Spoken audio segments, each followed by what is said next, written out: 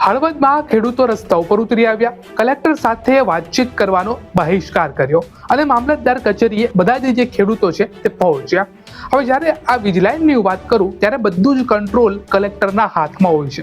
જો કલેક્ટર એમ કહી દઈએ કે ભાઈ આ જગ્યાએથી લાઈન પસાર ના થાય તો એકચ્યુઅલીમાં એ જગ્યાએથી લાઈન જે છે તે પસાર નો જ થાય, પછી ગમે તે થઈ જાય, એનાથી કાંઈ થાય નહીં. પરંતુ જે ઉપરથી પ્રેશર આવતું હોય એમાં તમને અને મને બધાને ખબર જ છે કે કલેક્ટરના હાથમાં કાંઈ જ નથી હોતું. હવે તે ઉપરથી જે મેસેજ આવતો હોય તે જ કલેક્ટર ત્યાંથી ડિલિવર કરે. હવે જેતપર ગામે પણ ક્યાંક એવું જ થયું હતું, 1-2 દિવસ પહેલા લગભગ કાલે જ થયું હતું કે ભાઈ કલેક્ટરે એક નોટિસ આપી. હવે એક નોટિસ જે છે તે ખેડૂતને આપવાની હતી. ઉપરથી સરકારે નોટિસ આપી, કલેક્ટરે તે નોટિસ ખેડૂતોને આપી, પરંતુ જે મુદ્દાઓ હતા ખેડૂતના તે ક્યાંય એ નોટિસની અંદર નોંધાયેલા નહોતા કે પછી જે ખેડૂતની માંગ હતી તે સ્વીકારી નથી. એટલા માટે જે ખેડૂત છે તેણે શું કર્યું, જેતપરના જે અત્યારે ઉપવાસની છાવણી ઉપર જે ખેડૂતો બેઠા છે તેણે એ જે નોટિસ છે તે ફગાવી દીધી અને ગાંધીનગરના બોલાવવાની તે નોટિસની અંદર આખી ચર્ચા કરેલી હતી, પરંતુ તે ગાંધીનગર જવા માટે અત્યારે રેડી જ નથી. અમારી જમીન નથી, શું કરો ભેગો થઈ જાય? સાહેબ આવી વાત ન કરો. આવી અધિકારની વાત ખેડૂતો આચાર છે તો આપણે એક મિનિટ ખેડૂત ઉપર જો અત્યાચારમાં કઈ ખામી નથી રાખી. નક્કી મેં તો સાહેબ ને જ કીધું, તમે શું રૂપિયો આપવાના, ડહકું આપવાના કહેતા હોય કે તમે ખાડા ગારો નાખો તો ખેડૂત કેટલું સહન ન કરવા દે, તમારી પોલીસ આવી જાય તો કેટલું આ બધી વાત અમે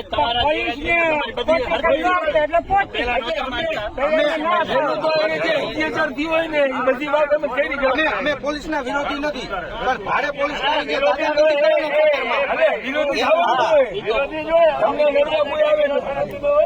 દાદાગીરી કેવી કરે? તમે એક વસ્તુ સમજો, બધું કહી દીધું, બધું સાચું. એક વસ્તુ સમજો, મારા હાથ માર માગે ને કા માર મરી જવાય, કાંઈ માર નાખે. બે વસ્તુ કરે.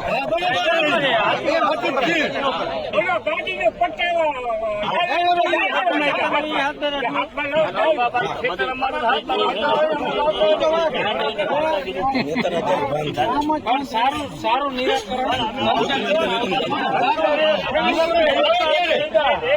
નેતા ઊંચો ઉપાડે તો આવે ને સારું નિરાકરણ. કોઈ નેતા અત્યાર સુધી નહોતું ઉપાડ્યું. કોઈ ખેડૂત આવત જ નહીં. ગામે ગામે આવો અને નેતોને કઈ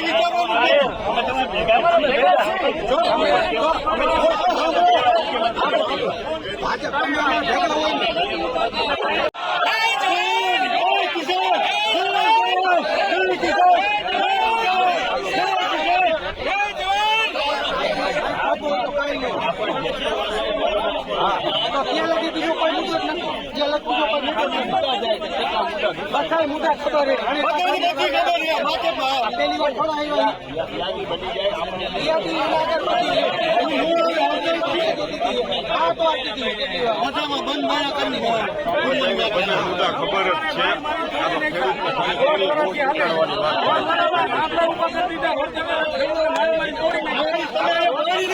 ખેડૂત તમે ક્યાં ખેડૂતને પાણી પાયું? પોતાને પાણી ન આપી તો ખેડૂત તમે જેની ઓગણી હોય તમે ધારાસભ્ય તમારું